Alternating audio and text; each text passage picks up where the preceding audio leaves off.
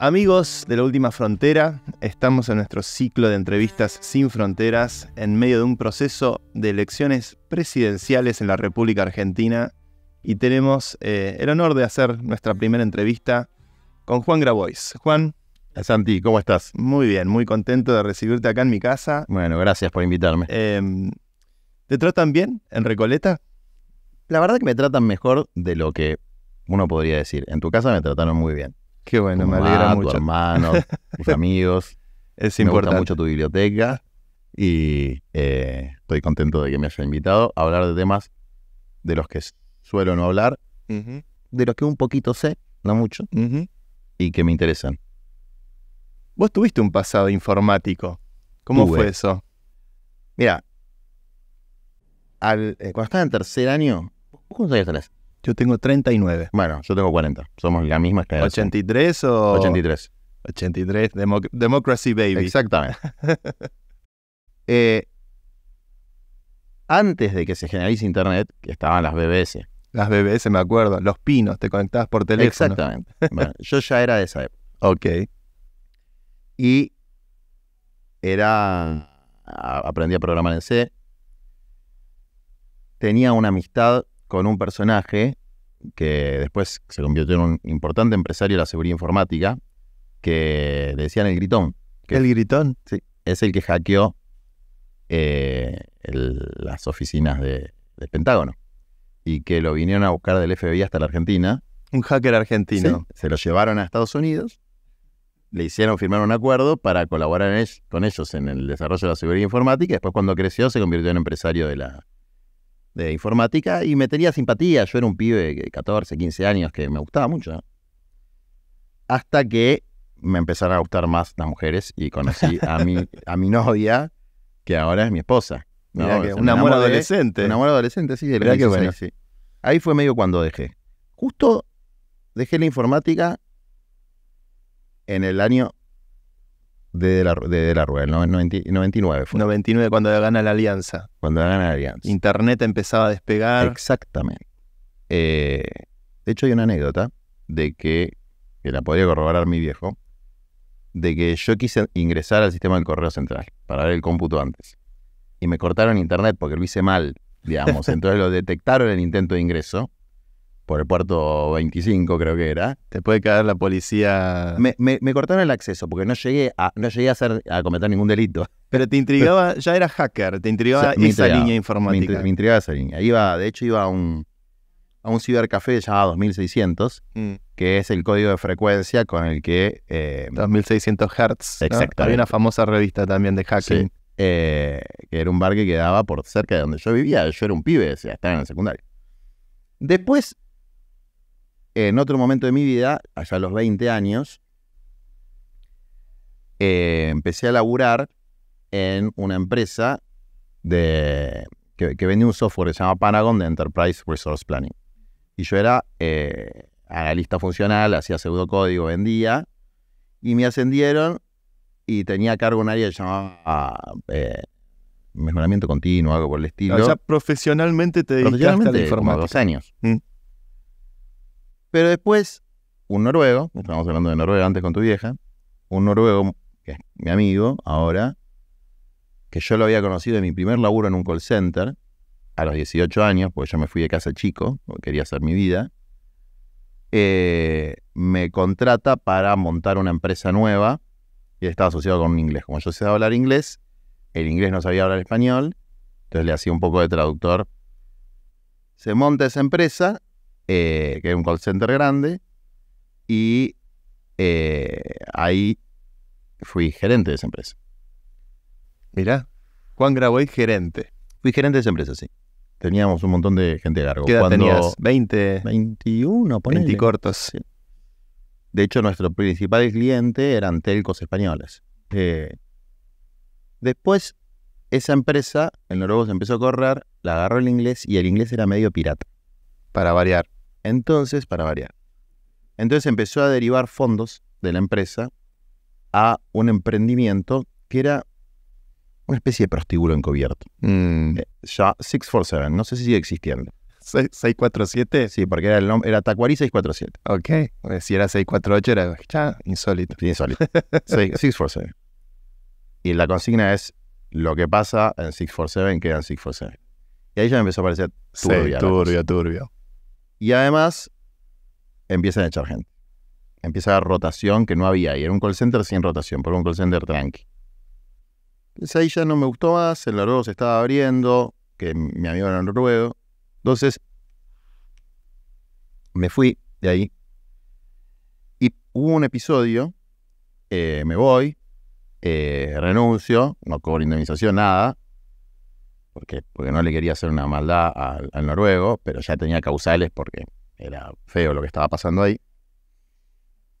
Y hay un episodio de que el día que van a inaugurar este lugar, 647, le hacen a la chica que hacía la limpieza, le sacan la llave del lugar, porque la querían echar. La echan y no le pagan la indemnización. Y la mina vivía al día. Yo ya me había ido, y me había ido bien, porque aparte en mi renuncia hice una carta, le dije a todos los team leaders que lo apoyan a Noruego, viste, que iba a sacar adelante el barco. O sea, yo ya lo veía medio turbio, pero nunca me gustó ser desleal con la gente que confía, viste. Importante la lealtad. Sí. Pero lo que pasó fue que algunos días después ya habían echado un montón de empleados. Yo estaba en contacto con los empleados viendo si podía armar algo con ellos. Y pasa este episodio con la piba de la limpieza. Que era la piba de la limpieza que le hacía la limpieza al inglés también. Entonces como que le sacan la llave, la maltratan, no le pagan la indemnización. Entonces me llama. Yo ya me había recibido abogado, estaba ahí por recibirme. Y siempre defendía a todo el mundo, entonces llorando, que no tenía un mango, qué sé yo. Y ese día o al día siguiente que me llama se inauguraba este lugar. Y habían contratado a una empresa de relaciones públicas para que le lleve famosos a hacer presencias. De que me acuerdo de Petinato. Me acuerdo de Petinato, bueno. Lugar turbio, Petinato. Entonces, ahí, ojo que a Tamara Petinato yo la quiero mucho, ¿eh? No, por supuesto. Gran mina. A Petinato no lo conozco, no me importa. Bueno, pero me acuerdo, ¿qué me acuerdo? ¿Por qué? Pues yo dije, no, esto, ahí me enojé. Y entonces junté a todos los ex empleados, se inauguraba a las 8 estábamos 40 enfrente diciendo, páguenle la indemnización. Ahí nació el Juan Quilombero. Ya había, pero era como que era como, ¿me entendés? Tenía como doble identidad. Claro. Ahí era como, o sea, y fue extraordinario porque venía Petinato, entonces decía, vení Petinato, sacate una foto con el cartel de páguenle la indemnización, páguenle. Entonces, le arruinamos la joda. A punto tal de que viene como el patón, el jefe, y dice, ¿qué quieren? ¿Que le paguen la indemnización? Bueno, entonces va un abogado, otro que no soy yo, Mariano, se llama, a negociar la indemnización. Adentro del bar turbio ese. Que era un bar muy top. Todo en el evento. En el evento. De marketing. Y se va con la guita. Y sale con la guita y todos aplaudiendo la indemnización. Espectacular. Y la piba se va con la plata. Bueno, eso fue una cosa extraordinaria. Entonces después, con todos esos pibes, que algunos no eran tan pibes, armamos una cooperativa. Y esa cooperativa, me voy a España, consigo los contratos para la cooperativa, que es un quilombo, porque... Pero decir que en España hay una tradición cooperativista muy grande, entonces... Y ya me conocían, consigo los contratos, obviamente he hablado con el noruego, de que, che, todo bien, pero mientras vos resolvés tu quilombo en inglés, la gente se quedó sin laburo. Y laburamos muy bien durante 2 años y medio. Ahí hicimos call center, entrante, saliente. Hicimos un espacio, yo laburaba, había conseguido un laburo para mí con una empresa que se llama Worldwide.com, que era una empresa de turismo, y que yo hacía de Search Engine Optimize. SEO, ¿no? Sí, optimizar para que los resultados en Google estén altos. Exactamente. Entonces, muy informático todo sí. Estas. Y sí, me tenía que estudiar todas las newsletters de Google, claro, del Link Exchange y de todas y los puntos que tenía cada página. Generar no sé si links en páginas que tengan alta reputación que linkeen a tu página para poder... Y después empecé a trabajar, armé un equipo de traductores porque ese portal tenía hoteles y los hoteles tenían que estar en contenidos de distintos idiomas, ¿no? Entonces armó un equipo de traductores y exportábamos servicios. En aquella época, pues esto es un tema interesante para los desarrolladores argentinos, en aquella época la exportación de servicios era relativamente fácil. Vos tenías una factura E, metías la factura E en el banco, le dabas el código SWIFT a tu cliente, te mandaban la guita, el tipo de cambio tenía alguna distorsión, pero era muy pequeña. O sea... Sí. ¿Años de Dualde ya? No, Cristina. No, Néstor. Néstor o Cristina, no me acuerdo. Y se podía usar SWIFT con la banca argentina, haciendo factura de exportación. Factura de exportación y te liquidaban en pesos, pero a un tipo de cambio razonable. O sea, sí. Ponerle que fuera el 10% la brecha. Sí, después de la devaluación de Dualde, pero en los años de Néstor era menos estable, sí. Y bueno, y hacíamos ese laburo. Yo también había hecho otra. Me estoy acordando, aparte me gusta acordarme porque son cosas que me había olvidado de mi vida. Cuando el inglés compra la participación en la empresa del noruego, yo le armo todo un portal que ya había hasta ahí, no sé si sigue existiendo, que era de alquileres temporarios. Ok, todo el portal se lo armé yo. Una especie de Airbnb. Un Airbnb.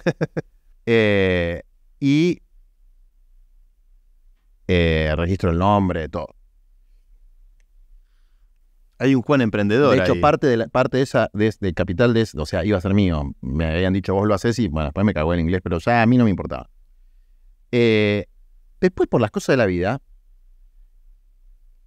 otro inglés que vino a cobrarle una deuda a este inglés, que evidentemente ya era turbio desde que estaba en Londres, se queda con ese portal y contrata a la cooperativa para que le haga todos los ingresos de los departamentos nuevos del portal. Entonces teníamos una cooperativa donde, por ejemplo, vos querés alquilar esta casa en alquiler temporario, eran inmuebles amueblados, iban los compañeros nuestros, sacaban las fotos y qué sé yo, armaban el informe y lo subíamos a la página.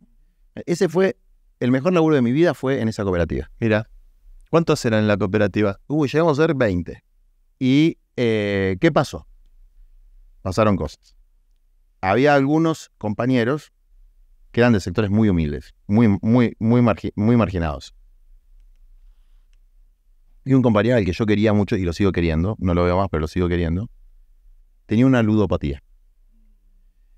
Y habían puesto un casino, yo odio los casinos, en la bajada de Lomas del Mirador, una matanza. O sea, vos te bajabas del bondi después de laburar, te pateas al pez. Bueno. Entonces se mandó una con eso. Bueno, y se mandó otra con un cliente. Con la plata de la cooperativa. Sí, hizo cagadas con eso. Y nosotros teníamos un cliente, que no lo voy a contar, pero era un cliente importante, una institución bancaria, y se mandó un moco también ahí. Entonces perdimos ese cliente, estábamos todos desmoralizados por la situación.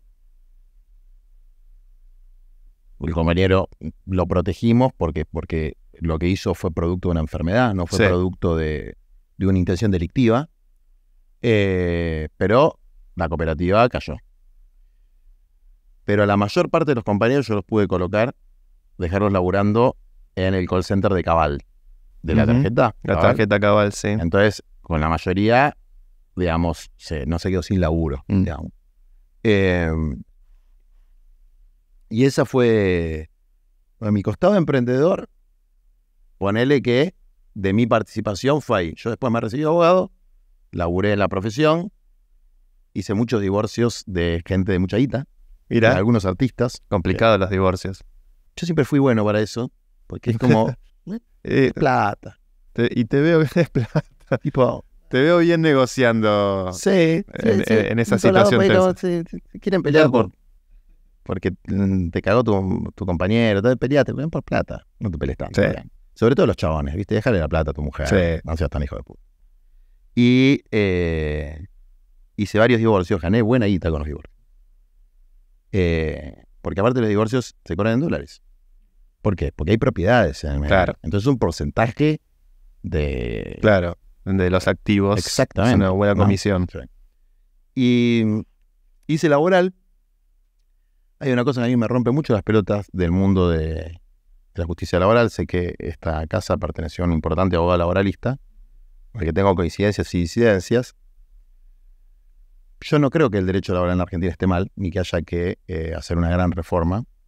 Lo que creo que sí está mal es el aprovechamiento de algunos abogados, que le cobran el 20% al empleado y el 20% al patrón.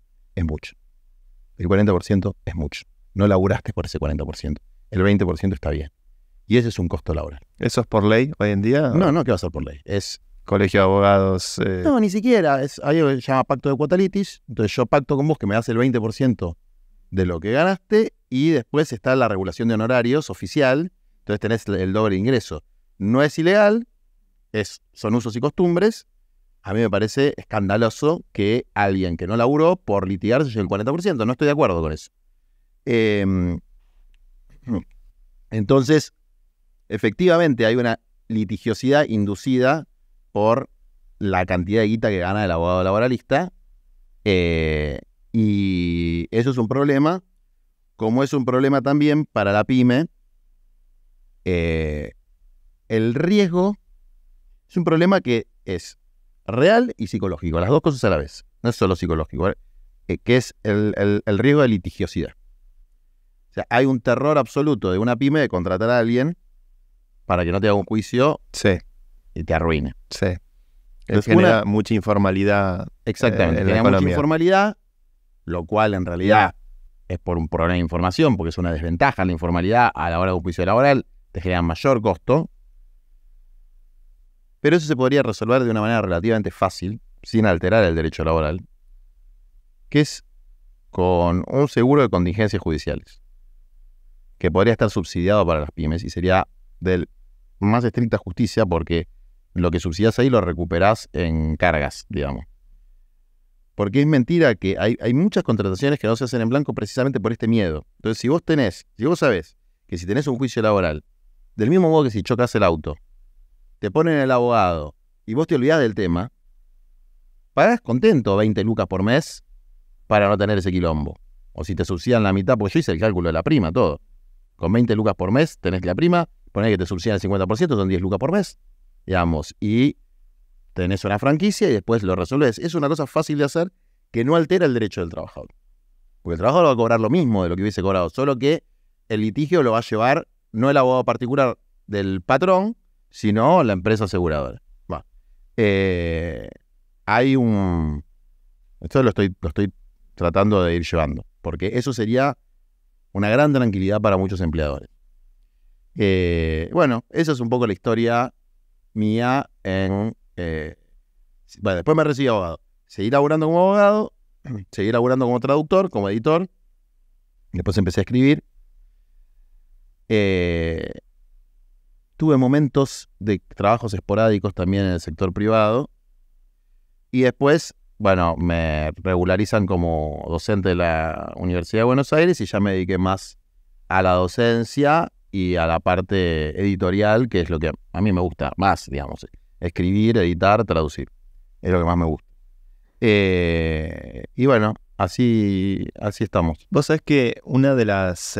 mi acercamiento un poco al CETEP y las organizaciones en las que vos participás, que fue también un primer acercamiento a vos y a tratar de conocerte y saber quién sos más allá del avatar o el personaje que aparece en los medios, fue cuando Caro Palacios, si recuerdo bien, ella me escribe intrigada y queriendo aprender sobre Bitcoin, que eran los años donde de repente, 2017, donde el Bitcoin empezaba a subir, y en Argentina se generó una fiebre. Argentina es, después de Turquía o con Turquía, el país con mayor nivel de penetración de la economía, de las criptomonedas, del uso de estas nuevas redes económicas.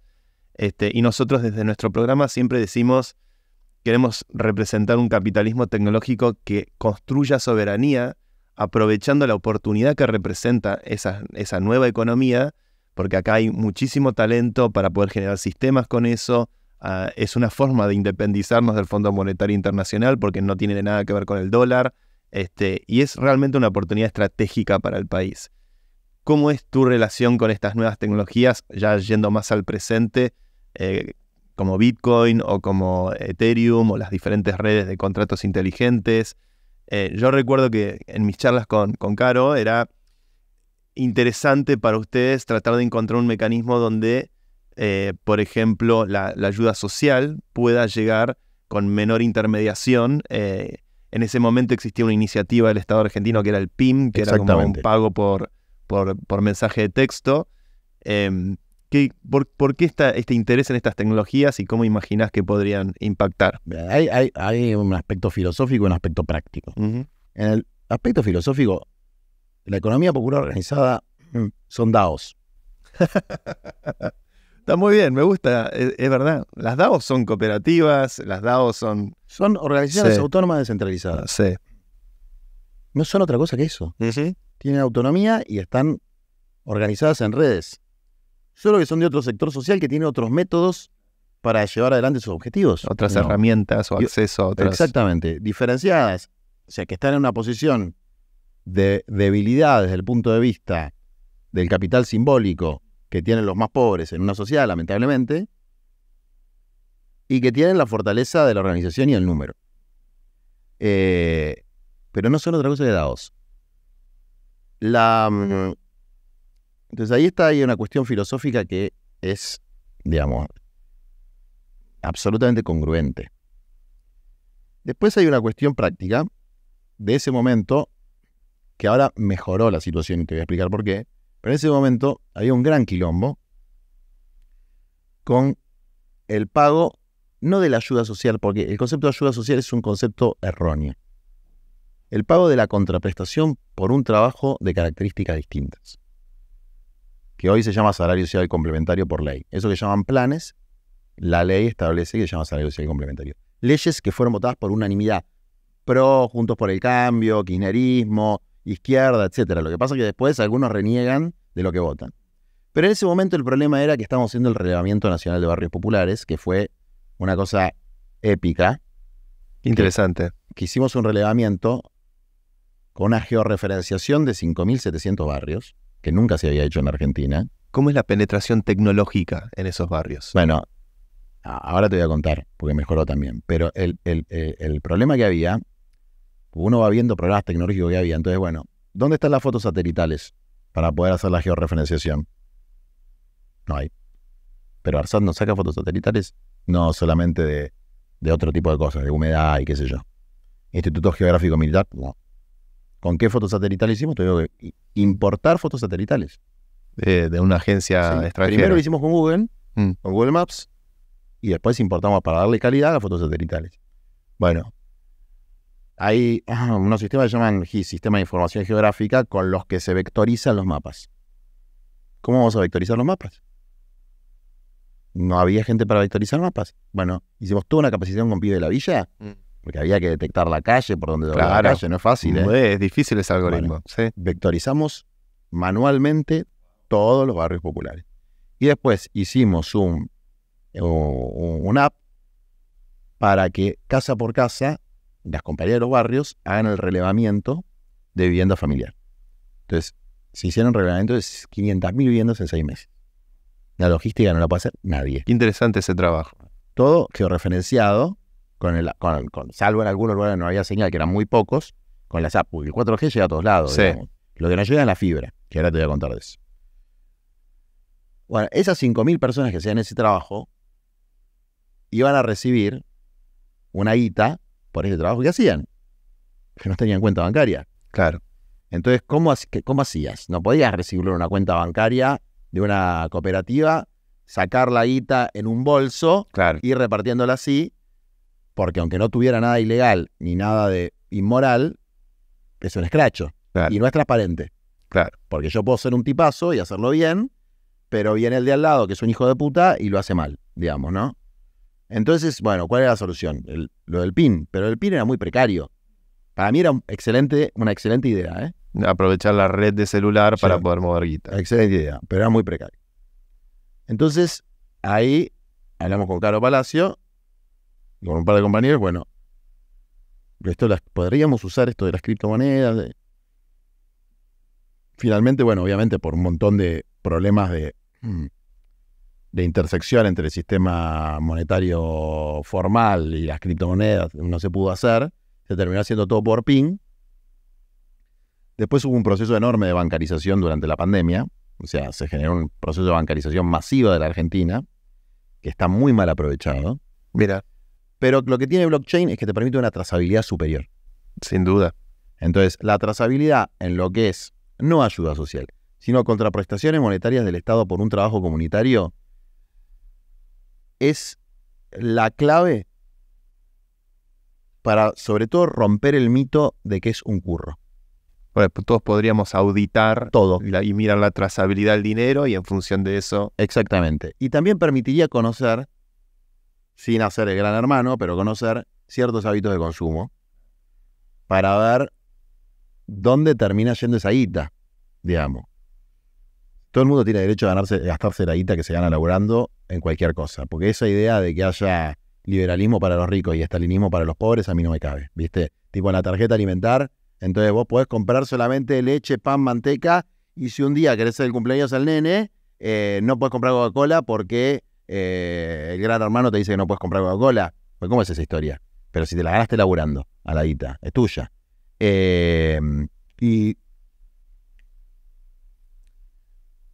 Pero sí sirve conocer los hábitos de consumo porque el consumo se direcciona. O lo direcciona el mercado, o lo direcciona la cultura, o lo direcciona el Estado y se direcciona. Y la verdad que los procesos de concentración económica, sobre todo en el rubro de alimentos, son un problema grave en todo el mundo, pero en Argentina son un problema recontra grave. Y en los últimos años, la concentración en las grandes cadenas de comercialización. Entonces vos tenés países que se empobrecen, gente que se empobrece, y un enorme aumento del share de las grandes cadenas de comercialización que se benefician de los acuerdos de precio, que son siempre pan para hoy, hambre para mañana. Entonces no hay una evaluación científica de cómo hacer para que rinda más en términos de capacidad de consumo todo el proceso de transferencia de ingresos del Estado. Y en eso yo creo que el blockchain sería muy útil, muy útil. Pero bueno, son cosas que estamos estudiando. Que son muy nuevas, muy novedosas. De hecho, para todo el esquema de salario básico universal, bueno, ya lo hablamos esto, ustedes hacen un laburo con ese tema. Sí, yo hice una criptomoneda que se llama UBI, que hace ingreso básico universal, muy experimental, donde ensayamos un poco la idea de cómo hacer verificar humanos de forma descentralizada y después poder... Sí, yo me verifiqué. ¿De acuerdo? ¿Te acuerdas? Sí, lo hemos hablado. Sí. Es decir, buscar la forma de que se resuelva de una manera técnicamente eficiente un planteo humano, ¿no? Que es la diferencia entre la tecnocracia y la tecnología, que es que no gobierne la tecnología al servicio de las finanzas, sino que gobierne una orientación humana y después la tecnología sea un medio. Y después pienso que es todo el contexto de la revolución digital es un contexto que puede ser un despliegue enorme de creatividad y generar felicidad, o que puede ser lo que los yanquis llaman un montón de cold monkeys. Gente metida en un galpón, pasándola como el orto, ganando 2 mangos. Me parece estratégico para Argentina también tomar noción. Yo no me imagino en Estados Unidos que estén Google, por ejemplo, tiene los headquarters están en Irlanda, fiscalmente hablando. Sí. Pero Google indudablemente es un activo geopolítico para Estados Unidos. Google, Microsoft, Apple, como para China, Tencent, TikTok. Volvé a lo que estabas diciendo. ¿No te imaginas que en Estados Unidos que en Estados Unidos estén atacando a Google o a Apple o a Microsoft? Todo lo contrario. Mucho más que acá. En Estados Unidos, la comisión del Senado los llama cada 2 semanas. A Zuckerberg, los llama cada 2 semanas, los tienen cortitos, porque esto es una cosa que es medio complicada, va a haber que pensarla, porque no es el blockchain y las DAOs, son monstruos, ¿viste? A mí no me gusta la posición dominante. Siempre del lado del débil. No me gusta que exista posición dominante. No, es un tema muy práctico. O sea, no me gustan los monopolios. Los monopolios son un emergente natural de los mercados capitalistas. Lógico. Por eso los norteamericanos inventaron la ley antitrust. Con lo cual se pudo desarrollar Estados Unidos. Porque si no, no hubiese podido desarrollarse. Porque la ultraconcentración no es buena para nadie. obstante, las Big Tech, Microsoft, Apple, Google, Amazon, Facebook, Sí. creo que desde la época de Rockefeller que no se parten las compañías, hay una concentración que es Sí. estratégica en un mundo donde también China tiene su conglomerado de grandes compañías tecnológicas y América Latina, yo creo que Argentina goza de mucha fortuna en el sentido de que pudimos desarrollar empresas tecnológicas que compiten globalmente y que Yo generan también un flanco que nos permite defendernos frente al avance de las compañías o americanas o chinas que también quieren penetrar en nuestro mercado. estoy de acuerdo. Pero si vos ves, por ejemplo, en los motores de búsqueda, vos tenés Bing y el desarrollo ahora Sí. de los mecanismos de inteligencia artificial, de los El chats, etcétera, ChatGPT. y tenés Google. Y hay un oligopolio, no un monopolio. Entonces ahí ya cambia un poco la cosa, ¿no? Es como la diferencia entre la bipolaridad y la unipolaridad. Yo prefiero la multipolaridad. Pero lo que no quiero es la unipolaridad. Porque la unipolaridad es una imposición. Entonces, digo, yo creo que la rentabilidad de una empresa no es producto de la genialidad del management, sino producto de un conjunto de situaciones. Desde luego de los trabajadores, pero esos trabajadores que están formados en general en universidades públicas, bueno, su capital intelectual tiene un poquito de inversión pública, ¿no? Bueno, de condiciones generales de la sociedad, que es no tener media sociedad cagada de hambre, pues si tenés media sociedad cagada de hambre, y esté Grabois o no esté Grabois, vas a tener algunos piquetes y vas a tener algunos problemas para que la gente vaya al trabajo, se mueva, etc. Entonces, todas esas condiciones que permiten un clima de negocios razonable, valen plata. Como lamentablemente todo en este sistema vale plata, eso también vale plata. Entonces, si la empresa tiene una rentabilidad X, a mayor rentabilidad de la empresa, mayor tiene que ser la proporción del aporte. Y el aporte tiene que ver con que si vos me decís, no, porque se la chorean la de los impuestos, bueno, vamos a ponerle a todo trazabilidad, blockchain, no tengo ningún problema. Meteme 5 ingenieros para buscar la trazabilidad. Pasa que también, más allá de la trazabilidad y Sí. el aporte técnico, cuando una jurisdicción genera cierta hostilidad al crecimiento de esos capitales, los capitales buscan otras jurisdicciones, otros lugares, ¿no? Hay una cuestión también de generar incentivos para que esos capitales quieran participar de una economía como la nuestra. Hay que ver qué incentivos generas, porque la estabilidad para mí es el mejor incentivo. Eso sin duda. entonces, Es difícil eso en Argentina hoy en día. Pero no es que el problema de la inestabilidad es la connivencia político-empresaria. La estabilidad no es el ataque de la política a los empresarios. ¿Sí? No existe eso. Digamos. Los empresarios en Argentina no reciben ataques de la política, sufren la inestabilidad, que es distinto. Y un miedo a que de un día para el otro cambien las reglas. Ahora, si vos establecer reglas claras, firmes, no tenés que ser amigo de nadie. Yo no quiero ser amigo de ningún empresario. Quiero reglas claras. Porque yo defiendo un sector de la población. Y entiendo que la creación de un empresariado nacional serio, con reglas claras, con creatividad y con valor agregado, sobre todo, es una necesidad para el país.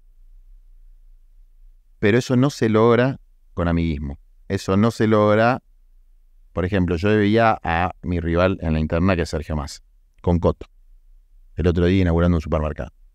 Tenemos 110% de inflación. Coto tiene prácticas comerciales muy cuestionables en la remarcación de precios.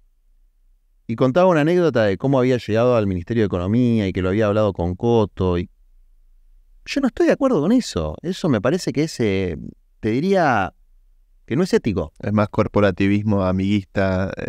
¿Y eso sirve para Argentina? No, eso le sirve a Coto y al amigo de Coto. Capitalismo digamos. de amigos. Eso es capitalismo de amigos. Eso a mí no me gusta, el capitalismo de amigos. Me gusta una economía plural, donde tenés un sector privado pujante y eficiente, y la eficiencia implica necesariamente bancarte no ser subsidiado por el Estado. Entonces, yo creo que una de las cosas que diferencia tal vez la generación de empresarios o emprendedores tecnológicos que nacen con las .com en adelante, en gran medida el desarrollo y la construcción de esas empresas se dio en el mercado, se dio en el ámbito privado. No es como la generación previa donde los grandes empresarios o los grandes actores de la economía argentina eran contratistas del Estado. Hay una cuestión, un quiebre generacional entre el emprendedor y el empresario clásico. De acuerdo. El problema es cuando te subís al pony y te crees que todo lo que tenés, pero esto está desde el Antiguo Testamento, o sea, es parte de la sabiduría humana. Bezos construyó Nadie le regaló a Bezos la llave de hacer... Bill Gates, etcétera. Bueno, todos tienen su mérito. Bezos, hijo de inmigrantes cubanos. Por eso, todos tienen su mérito. Pero no tiene mérito alguien que se convirtió en oficial de construcción saliendo de una villa, o no tiene mérito Nati Saracho, que empezó a laburar de cartonera a los 9 años y ahora es diputada nacional y es una de las mejores diputadas nacionales que hay, o no tiene mérito Nuestro Espacio, que creó miles de DAOs que se llaman cooperativas, donde no había absolutamente nada, donde nadie se metía. Bueno, tiene mérito. Entonces, la escala del capital que acumulaste no es la pauta de tu mérito, es la pauta de tu éxito comercial. Son dos cosas distintas. Ahora, en una Argentina que todavía gran parte de su Producto Bruto depende de la soja, depende del clima, sí. Entonces es mucho mejor el desarrollo informático. ¿No? El Producto Bruto de la tecnología es el 8 puntos del PBI. Sí, se puede triplicar. Y es un sector que además genera los incentivos para educar a la gente, para alfabetizar, para formar programadores, para formar... Es un sector muy pujante y muy importante y muy trascendente para el futuro del país. Si podemos ser un país el día de mañana que 15 o 20 puntos del PBI viene del sector tecnológico, tenés un tejido muy distinto en la gente joven, una mentalidad muy distinta, que yo lo palpo. Yo veo muchos chicos, cuando hablo con los programadores de 20 años, 25 años, mentes brillantes que están trabajando para el mundo, que compiten globalmente, que exportan, que emprenden, que innovan. Estoy de acuerdo. Eso pasa en la Argentina. Estoy de acuerdo y eso hay que fomentarlo. Te voy a decir un par de ideas para fomentarlo y para aumentar ese producto. Pero yo creo que hay que tener una visión crítica en general de todo, ¿eh? O sea, de lo que hago yo, de lo que haces vos, etcétera. Porque si no, uno es autocomplaciente. Sí. Entonces, digo, pongámosle el mayor valor agregado posible. No vendamos horas. Ese salto cualitativo, no tengo la menor duda que es parte del desarrollo que quieren dar estas empresas, siempre a más y a poder generar propiedad intelectual, a poder generar innovación y que eso sea fruto que quede acá. Pero pongámonos ese norte. Es un norte que hay que trabajar para eso. De verdad es un extractivismo de los impuestos que pagan los cartoneros para que vayan a la universidad pública muchos de los programadores. Entonces hay que ver eso también, porque esas mentes brillantes se forman en algún lado. Y en algunos casos habrán ido a la universidad privada, pero en la mayor parte de los casos fueron a la universidad pública, que la pagan los pobres también. Porque acá también está esta otra idea de que hay algunos que pagan muchos impuestos. Mirá, cada vez que van a comprar un paquete de yerba, el más pobre de los pobres paga el 21% o el 10,5% como paga cualquiera. Y el principal elemento de recaudación en la Argentina es el IVA. Entonces, que es un impuesto malísimo, digamos, ¿no? ¿Bajarías el IVA? Obvio, o sea, pero subiría el impuesto al patrimonio. Pero que eso es el modelo noruego. Ese es el modelo alemán, digamos. Eso es el modelo del impuesto al consumo, sobre todo el consumo popular, es un modelo bananero, digamos. Entonces, ahora yo no quiero un país bananero. No quiero que haya extractivismo humano y no quiero que haya extractivismo mineral. Y en el caso de, por ejemplo, del agronegocio, hay un componente tecnológico importante que se desarrolló fundamentalmente en empresas públicas o mixtas con un gran apoyo del INTA, lo cual no le quita mérito a nadie. Ahora bien, pues en Estados Unidos se hace lo mismo. ¿Necesitamos un INTA de las nuevas tecnologías? Sí. Un Instituto Nacional de Tecnología Digital. Yo ya tengo el lugar donde lo voy a poner. ¿Viste el ex-ATC, la TV pública? Sí. Bueno, es un edificio, esos son como 6 hectáreas. Es un regalo de la dictadura, ¿no? Es un lugar que está totalmente desaprovechado. Ahí vos podés hacer un edificio de 10 pisos de la puta madre y generar un monstruo de formación técnica y digital, etcétera, y mantener la TV pública, O obviamente. sea, construimos sobre la planta de ATC para arriba. Total. Desarrollo tecnológico, una cuestión, me gusta, está cerca, me quedaría cerca, cómodo. Te queda cómodo. No, pero además ahora, eso es, y después como tienen también los norteamericanos, que es como una suerte de comisión o empresa nacional de software que le dé soporte a los municipios, a las provincias, etcétera, al Poder Judicial, ¿no? Que va para informatizar sus procesos, porque yo te decía, hace 20 años yo hacía relevamientos funcionales de empresas de administración documental, de RC, etcétera, y vos no tenés un sistema de administración documental razonable en el Poder Judicial. O sea, no te pueden poner, te joder, digamos, es una cosa impresionante. Seguís teniendo expediente físico, no hay ninguna necesidad de tener eso, digamos. Entonces ya el paper le llegó hace 20 años. Entonces, ahora, vos en el Estado no puedes contratar a un programador, porque no le puedes pagar el sueldo. Claro. Entonces, ¿o qué tenés que hacer? O hacer una consultoría externa, o entonces no puedes generar capital intelectual para resolver los problemas que tiene el Estado. Nuestras bases de datos, ridículamente, están en servidores de Microsoft. Sí. O sea, es un problema hasta de seguridad nacional. Sí, digamos. es un problema de seguridad nacional. Entonces, todas esas cosas las podemos resolver. Tenemos la capacidad para resolverlas en Argentina. Así que yo de estas cosas con Galperin, con Globan, pero desde luego, si podemos resolverlo. Si hay que hacer empresa de capital mixto para cuestiones que tienen que ver con definiciones soberanas o cuestiones que son indelegables del Estado, se hacen empresas de capital mixto como YPF. YPF no es una empresa pública clásica del siglo XX. Es una empresa moderna, ultra profesionalizada, donde en vez de que tenga BlackRock o Templeton el 51% de las acciones, las tiene el pueblo argentino. En Noruega no es el 51%, es el 90% de la empresa pública. La empresa petrolera. Entonces, bueno, nosotros con el 51% estamos bien. Una vez un noruego me dijo que allá todos tienen derecho a pedir un crédito de hasta $1 millón. ¿Mm? Pero es un país de 5 millones de personas, Sí.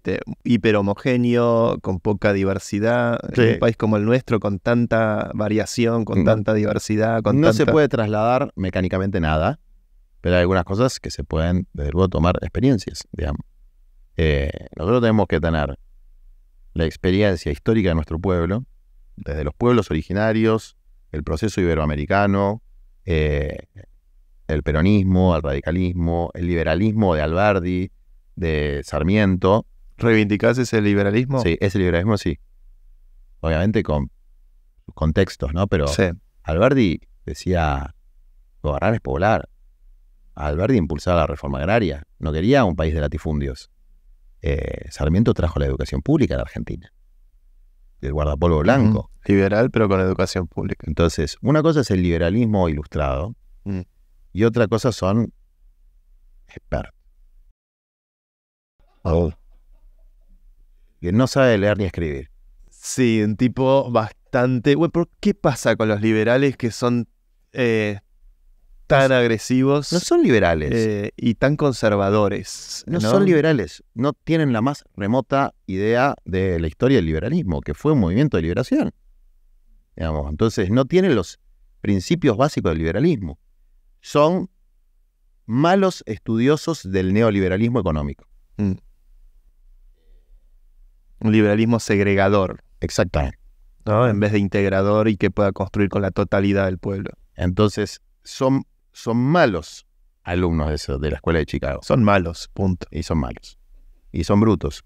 Bastante. Digamos. Entonces, un problema que tiene lo que nosotros llamamos el campo popular, que son los que se supone que defendemos prioritariamente. Viste que la historia, qué es la izquierda y qué es la derecha, ¿no? Se usa para cualquier boludez. Se supone que la izquierda, lo que nosotros llamamos el campo popular, tiene que defender determinados sectores sociales, porque hay intereses contradictorios en la sociedad. Esos sectores sociales son las mayorías populares, los sectores más pobres. Y la derecha defiende los intereses de los sectores más ricos. Y eso no te hace bueno o malo, porque algunos piensan que defendiendo los intereses de los sectores más ricos se derrama la riqueza, y otros pensamos que hay que ya distribuir la riqueza, porque hay mucha riqueza concentrada. Izquierda y derecha existió siempre. El problema es que cuando algunos que dicen que son de izquierda trabajan como si fueran de derecha, y los que son de derecha son unos chantas. Entonces, porque a mí, por ejemplo, Bartolomé Mitre, como figura histórica, no me gusta, pero tradujo el Dante al español. Entonces, vos pedirle que traduzca la Divina Comedia a Macri, ¿entendés? No sabe ni lo que es. Dice, una comedia así de Corrientes. Por No. lo general, el nivel cultural o el nivel de nuestros representantes no suele ser particularmente elevado. Vamos a ser un poquito generosos. Y el problema es que en el campo popular, que se supone somos los brutos de la película, y está bien, lo que nos baja el nivel es que las élites son más brutas. Sí. Entonces, no, ahí sí, viste, la competencia perfecciona. Si el otro es un bruto, ¿para qué? ¿Entendés? Yo lo que percibo yo después de muchos años de vivir en Argentina, de vivir afuera de la Argentina, 9 años viviendo afuera, he descubierto a los argentinos, muchos de ellos de altísimo vuelo, con mucha capacidad emprendedora, que se destacan en España, en los Estados Unidos, con cultura, con un vuelo que la verdad que me terminé enamorando de los argentinos de vuelta, porque veo que es un país que tiene una riqueza y una capacidad intelectual formidable. Pero bueno, cuando llega el momento de buscar entre nuestros representantes ese tipo de gente, la verdad es que hay mucho miedo y mucha fobia a poder jugársela para poder representar al pueblo de la gente más calificada o más preparada. Cosa que es absolutamente una rational choice comprensible, porque Exacto. si vos pasó a mí. Si en la política buscas guita, te estás equivocando de vocación. Totalmente. Ahora, razonablemente, si uno decide sacrificar su bienestar personal o por hacer una tarea por el bien común, por lo menos quiere que lo respeten. No hay tarea más desprestigiada que la política. Sí, es duro. Y mientras menos garca seas, más te putean. Porque no tenés poder para comprar paquetes de periodistas, como dijo el otro día, no sé, Babi Checopar, uno de estos que quedó... Otro impresentable. Pero viste que estaban hablando dos de estos. ¿Alguno vio esa anécdota? ¿Vio eso? ¿Quiénes eran? Babi Checopar y Johnny Viale. Entonces no se dan cuenta que el micrófono estaba prendido y dicen, quedarán abiertos. No, la reta compra periodistas en paquete. Bueno, ¿Eso no fue preparado un poquito? capaz que fue preparado, ¿no? Bueno, medio burrichiano. Pero Sí. alguien lo pagó. O sea, o dijeron la verdad o le pagaron a ellos, pero el teorema se comprueba, Sí. digamos.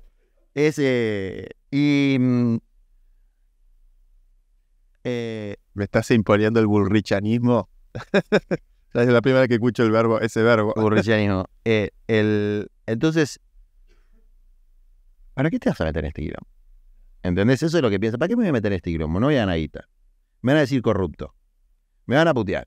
Y bueno, nosotros estamos tratando de forjar una generación que tenga la piel dura de esas cosas, porque si no, nunca vas a poder hacer nada. Porque además, yo creo que hay fuerzas globalizantes que tienen intereses, esto se lo robó el Papa, ¿no?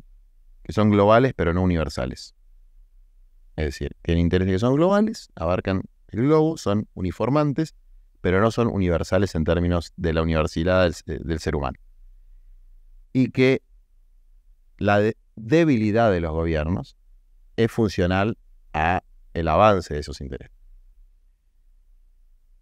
Y que no hay mejor forma de debilitar a los gobiernos que debilitar al personal político. Y claro, para debilitar al personal político tiene que haber un fuerte desincentivo a que las personas capacitadas elijan no ganar guita, pero sí ganar, ¿no?, un sentimiento de servicio por la patria. Ahora, la desmolarización constante tenés que tener muy bien elaborado psicológicamente, que es parte de la cosa. Tenés que tener hasta una formación. En mi caso, a mí me salva la formación religiosa, porque en el Evangelio dice, alegrate cuando te persigan por esto. Entonces yo cada vez que me putean me pongo contento, digamos. ¿Por qué? Porque lo dice el Evangelio, entonces yo creo en eso. Bueno, dice, bueno, este es un boludo, cree en cosas que yo creo en eso. ¿Qué va a hacer? Creo que una persona en común que los dos admiramos es el Papa Francisco.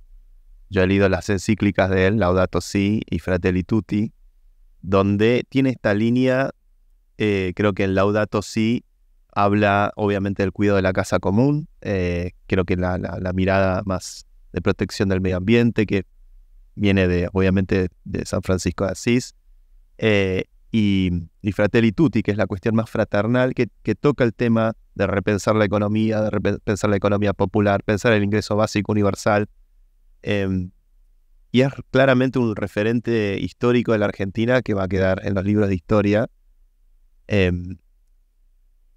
¿Por qué el Papa tiene como esta relación distante con Argentina en estos años? ¿Cómo ha sido la evolución de tu relación con él? Que obviamente muchos te perciben como el monaguillo del Papa. Bueno, eso es un mito, ¿no? O sea, yo no hablo del tema porque lo usan para joderlo a él. Man. Que en realidad no lo joden porque imagínate. Si alguien que está curtido. Bueno, o Sí. sea, imagínate. Hay internas e internas. Eso del Vaticano. Imagínate, claro, que al Papa lo que diga Roa o Feynman, como que no le estaría interesando demasiado.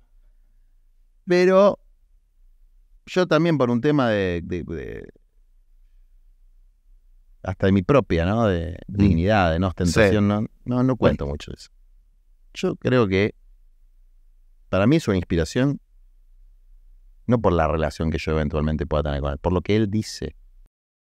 Es que desde hace muchos años. Es dificilísimo en esta sociedad donde todo es titular, todo es mediación a través de los grandes medios y todo es un juego operativo. Poca gente llega a escuchar lo que él dice. Entonces se genera una orden de prejuicios y que el Papa y que esto y que lo otro. Y no hay forma de evitarlo. No es que vos decís, no, hay una forma en la que se puede cuidar que el mensaje no. Es un problema de... La única forma es tratar de transmitir el mensaje. Digamos. Y la propia voluntad de uno de querer ir a buscar ese mensaje directo, sin intermediarios. Exactamente. Ahora, vos decías del capitalismo y al Papa se lo acusa, y con razón, de tener una perspectiva que no es capitalista. Pasa que cuando uno habla de capitalismo puede hablar de muchas cosas distintas. Porque mercado y propiedad privada existieron desde antes de la era capitalista. Entonces, no ser capitalista no implica negar el mercado, negar la propiedad privada, negar la iniciativa. Implica negar una lógica. Que es lo que, por lo menos desde mi interpretación, el Papa llama la idolatría del dinero. ¿Qué es el imperativo de la ganancia? Es decir, ¿qué guía el proceso de trabajo? Bueno, cuando lo guía la ganancia, pierde creatividad, pierde la posibilidad de la felicidad en el trabajo, porque por ahí tenés que bajar un cachito. Hay mucha gente que dice que no baja la productividad, pero no importa. Imagínate que baje un poquito. Bajás un poquito la productividad del trabajo, pero que los pibes que están y las pibas que están haciendo código, o cualquier otra actividad, o en un galpón moviendo cajas, puedan estar bien. Eso puede trabajar un poco menos. Tener una jornada, la semana de 4 días, o la jornada reducida. ¿Cuál es el gran drama? Es fomentar la vagancia, ¿no? Es fomentar otras formas de actividad humana que puedan, porque en definitiva, en última instancia, el sentido de una sociedad es la felicidad de su pueblo, de los individuos, de las familias. Para eso uno quiere que el país crezca y se distribuya más, para que la gente pueda ser feliz. Ahora, que pase todo eso a costa de la infelicidad, no me parece muy inteligente ni muy humano. Entonces, el capitalismo como lógica de maximización de la ganancia y idolatría del dinero es destructivo. Es destructivo en términos de alienación mental, porque lleva al consumismo, y el consumismo es una adicción, como puede ser a la marca, puede ser al Paco, depende del rango de, sí, ¿no? de mercado, puede ser a las carteras de marca. Es muy interesante esto, yo se lo escuché a Cristina, y la verdad me parece una reflexión sociológica extraordinaria, que el pibe más rico del mundo hoy no es ni Bill Gates ni Galperin. El Louis Vuitton. Es el tipo que hace las cosas que puede comprar el 1% más rico. El 1% más rico es un montón de gente, son 70 millones de personas. Es un modelo de negocio donde la misma cartera vale ad eternum $1.000, $3.000 y nunca hay una depreciación. Exactamente. Y es un mercado, que voy a decir, es un mercado reducido, es un mercado multitudinario, de gente que tiene muchísima plata, y que ¿qué es lo que importa? ¿Cuántas carteras vendés? No, la ganancia que generás. Entonces, si el costo de la cartera es $10 y la vendés a 3.000, bueno, puedes vender menos carteras, digamos. Entonces, esta lógica de la ganancia lleva a un punto tan ridículo que del desarrollo capitalista, que no es quien produce para la masividad y para que todo el mundo tenga acceso a algo, o un auto, o una computadora, o lo que sea. ¿Quién es el top? Es el tipo que hace carteras para el 1%. Entonces, no es culpa del tipo tampoco, es un sistema, es una lógica. ¿Se puede construir un capitalismo más solidario? No sería capitalismo. Porque, insisto, el capitalismo es un ismo. Se puede construir una sociedad con capital, propiedad privada y mercado que sea justa, que sea solidaria y que genere felicidad. Pero no si el capitalismo es lo que reina, si el capital es lo que reina. Si lo que La está en el idolatría centro, del dinero. Exactamente. Es el culto del becerro de oro. Es una nueva idolatría. Es decir, si vos decís, si tu ética es greed is good, estamos jodidos. Gordon Gekko, Wall Street. Estamos jodidos. Que aparte es buenísimo él porque siempre dice cosas que son realistas de su cosmovisión, ¿no? Como él dice, tiene otra frase que es, o no sé si es de Warren Buffett o de... En el mundo existe una lucha de clases. Lo que pasa es que mi clase gana siempre. El tipo lo dice y bueno, ¿Pero efectivamente. se puede subvertir ese aspecto de la naturaleza humana? Sí, Esa búsqueda de estatus, sí, esa búsqueda... siempre es una lucha, digamos. Pero es una lucha en la que hay avances y retrocesos, pero el tema es cuando ya se establece como norma de lo que está bien la codicia. Y la codicia no está bien. Una cosa es tener capacidad emprendedora, buscar un determinado nivel de vida, que el nivel de vida no es lo mismo que calidad de vida, digamos. Y otra cosa es la codicia. La codicia es una enfermedad espiritual, digamos, no es buena. Nada bueno va a salir de la codicia, porque si la codicia de la ganancia da lo mismo hacer software que hacer armas. Entonces se pierde cualquier dimensión ética del ser humano. Si la lógica es la lógica de la ganancia, ¿por qué alguien tendría cuidado por lo frágil que son los más humildes, la naturaleza? ¿Por qué alguien tendría cuidado? Si greed is good siempre. Entonces, hay que subvertir esa lógica, desde lo cultural, pero también desde las regulaciones.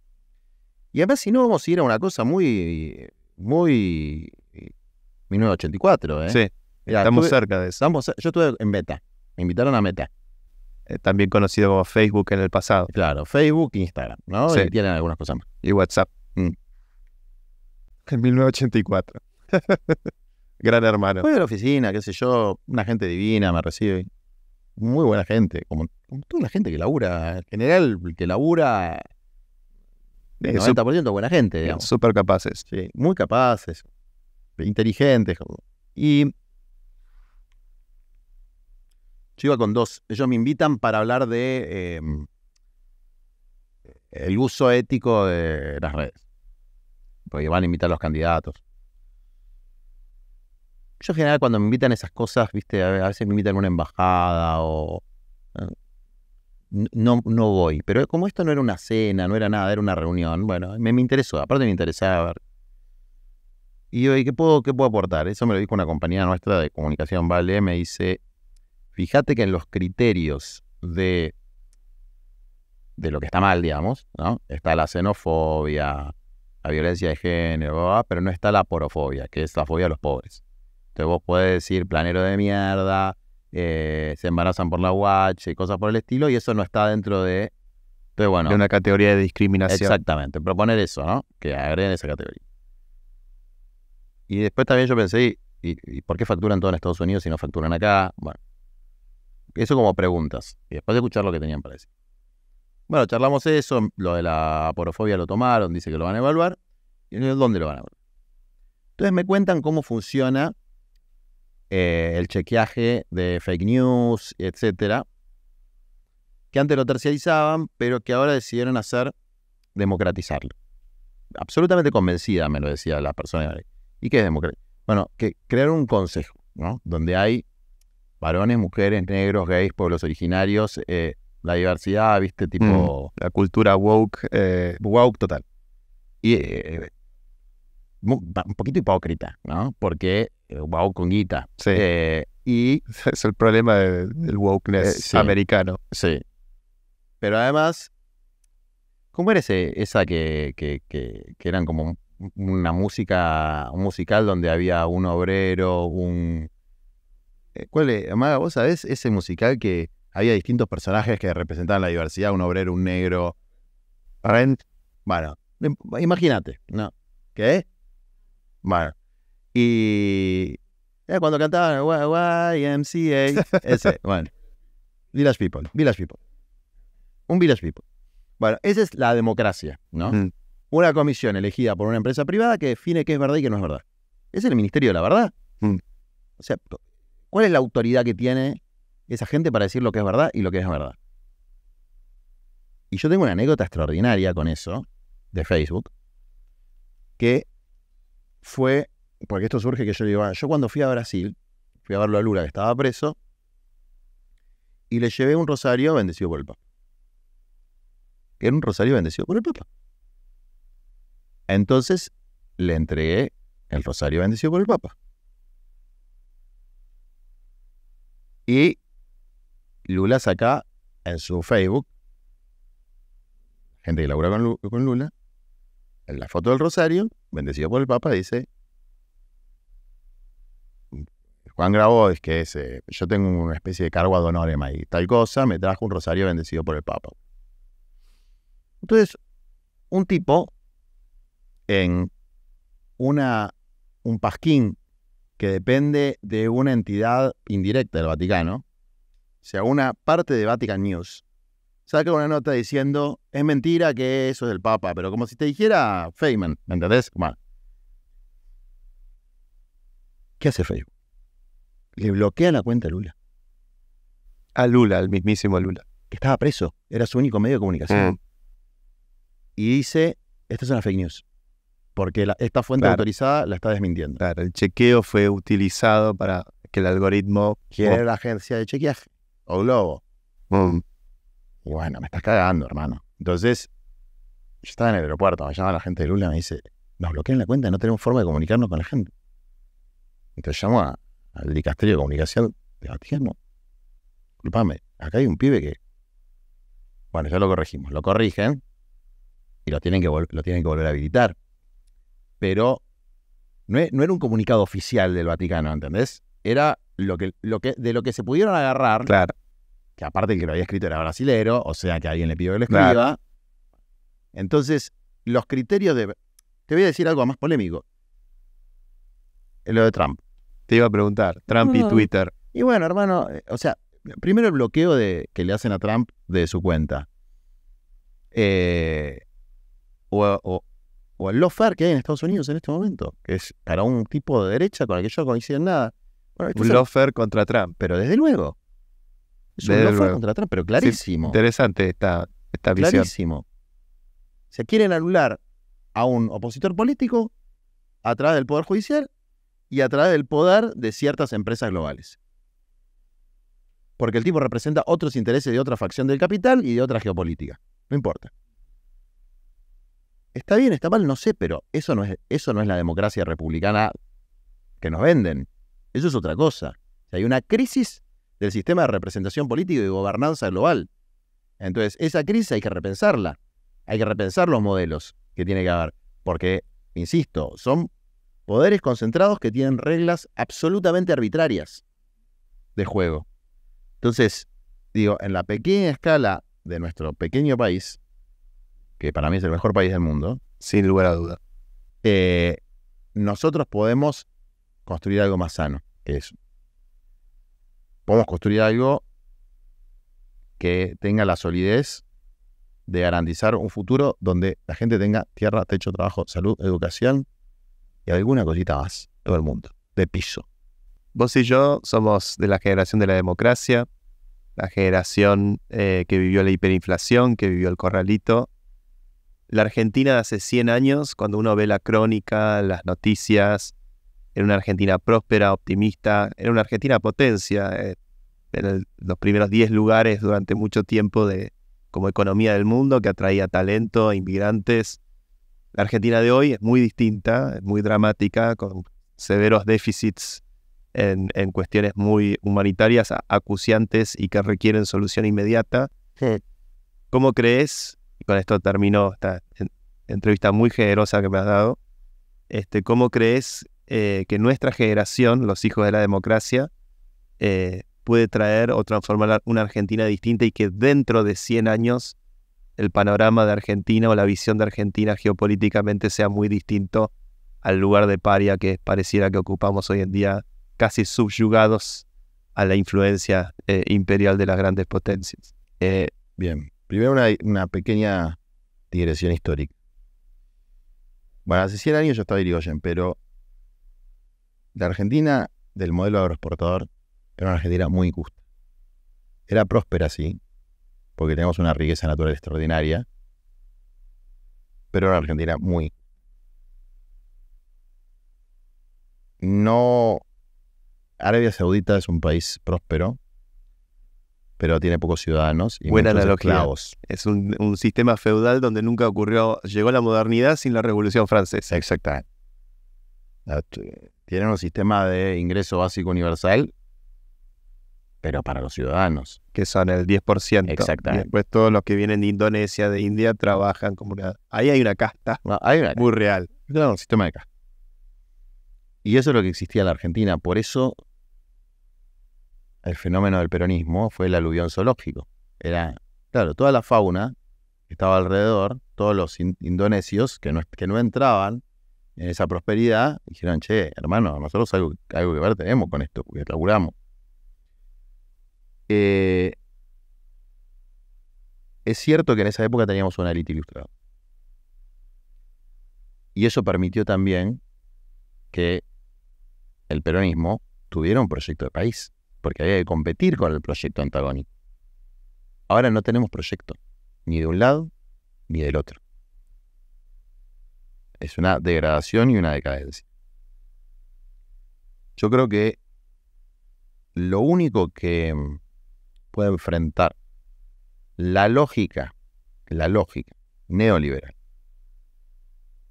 y la lógica capitalista, no me refiero ni al capital, ni a la propiedad privada, ni al mercado, sino a la lógica, es la planificación. No la planificación del modelo soviético, ni la planificación del modelo peronista del siglo XX, porque es impracticable eso. La matriz de Leontief, esas ideas vetustas. Ahora, la idea de la autorregulación de los mercados es una idea que la verdad es una idea teísta. Tiene que ver con una fe bastante irracional. Es un dogma. El ser humano, para llegar a un objetivo, planifica. Las empresas planifican. Entonces, si nosotros queremos resolver, por ejemplo, problemas graves de la Argentina, como la estabilidad de la moneda, o problemas menos líquidos, como que cada familia tenga un lote, como que no estemos todos concentrados en el país más sobreurbanizado del mundo. Nosotros somos un país extensísimo y tenemos el 93% de la población urbana, ridículo. Pareciera que los unitarios ganaron. Es que bueno, efectivamente, eso es lo que pasó. Lo que pasó en Argentina fue lo inverso a lo que pasó en Estados Unidos. Acá ganó el sur. Acá ganaron los confederados. Claro. Acá ganaron los esclavistas. Claro. Los latifundistas. No ganó el norte del farmer y del industrial y del innovador. Entonces, ¿qué pasó? Tuvimos un país con un reparto ridículo de la tierra y eso fue generando, con la lógica del agronegocio, una expulsión hacia los centros urbanos que generó este desastre que tenemos, digamos, que es en gran medida la distribución demográfica de la población, uno de los factores que contribuye al atraso de nuestro país. En Alemania tiene el 20% de la población rural de pequeños pueblos, etc. En Estados Unidos la población está distribuida de manera razonable. Vos ves una película y ves los pueblitos, las casitas y qué sé yo, acá estamos todos metidos. Entonces, digo, la planificación implica pactos, pero no pactos de la superestructura política, pactos entre fuerzas sociales, que son la fuerza de capital, los laburantes, el conjunto de la sociedad, que no son acuerdos de amigos. No son acuerdos de amigos. Son reglas claras. Eso no tenemos hoy. Hoy nosotros no tenemos vamos a decir, la Constitución nuestra es nominal, no se cumple. Si vos agarrás, lees la Constitución y decís, che, pero si se aplica esto, viviríamos en el paraíso. Es absolutamente nominal. A punto tal de que tenemos un artículo, para dar un ejemplo que es antipático, ¿no? Que dice, bueno, los pueblos originarios se reconocen como preexistentes y la legislatura de Mendoza se le ocurre decir que el pueblo mapuche es un pueblo originario no argentino a partir de una reflexión histórica equivocada desde el punto de vista historiográfico, totalmente anticientífica, pero vamos a suponer que fuera verdad y que nunca habitaron la Argentina hasta 1999. ¿No? O sea, no existió la Alfura, no existió el Martín Fierro, no existió nada de lo que sí existía antes de la formación del Estado Nacional Argentino. Vamos a suponer que tienen razón. Los judíos, como mi papá y mis abuelos, ¿son originarios de la Argentina? Los tanos, ¿no? Entonces yo digo, bueno, la religión judía es una religión no argentina. Eso es fascismo. Declarar a un pueblo no argentino por el hecho de que una reflexión histórica dice que su ADN viene de la Araucaria, del otro lado de los Andes, y hermano, no, eso no va, eso es un límite. Después tener, pero casos, yo no te estoy hablando de un caso de corrupción, o de un señor que discrimina, o de un gil en la televisión, no, una ley. Y en la reforma constitucional de Jujuy, modificación del derecho penal. El derecho penal es un código de fondo nacional. No se puede una provincia tener su propio derecho penal. Desde mi punto de vista, para garantizar el despojo, no para otra cosa. Entonces, hemos perdido la unidad de destino y hay que recuperar la unidad de destino. Y eso se va a hacer en una negociación muy dura, pero que hay que darla. No se va a hacer en estas rosquitas que se arman ahora para ir emparchando la situación y que todo el mundo esté conforme. Te doy un ejemplo más que tiene que ver con tu área de laburo. Y hay que ser muy imbécil para pensar que es un buen negocio para la Argentina, esos 50 tipos de cambio, y que cualquier pibe que labura exportando sus servicios tenga que decirle a su cliente, che, meteme la guita en una cuenta en Irlanda, o hacer esas cosas que hay que hacer, digamos. No, es que no pueden ocurrir porque tendrías que ser una persona que quiera arreglar su trabajo para traerlo al tipo de cambio real. No es que es una excepción, es la regla absoluta. Es un poco estúpido porque eso evita tener las divisas en la Argentina, etcétera, etcétera. Y es una cosa relativamente fácil de arreglar. Y yo me pregunto, ¿y por qué no se arregla? ¿Por qué no hay lobby? Porque son pequeños grupos, laburantes, cooperativas, en algunos casos empresitas, que sufren esta situación y que quisieran resolver la situación, entonces no hay lobby. Entonces le hacen parchecitos el monotributo tecnológico, claro. Es una verga, ¿me entendés? Cuando algo que se podría arreglar de manera sistémica, muy fácil, porque eso tenés que tener sin tope, o con un tope muy alto, te pagan acá y lo recibís en las divisas al tipo de cambio del MEP, o por lo menos en un mix, digamos, y todo el mundo traería la guita, si la necesita, o por lo menos parte de la guita. ¿Por qué no se hace? Porque no hay lobby. Porque la política no gobierna el lobby. Entonces, solamente se puede cambiar esto cuando la política deje de ser un lobby y sea un contrapeso al poder. A los lobbies. A los lobbies, exactamente.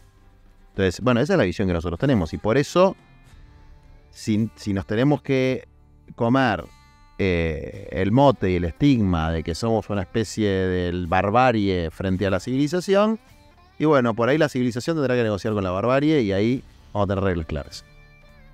Juan Grabois, muchísimas gracias. Bueno, gracias.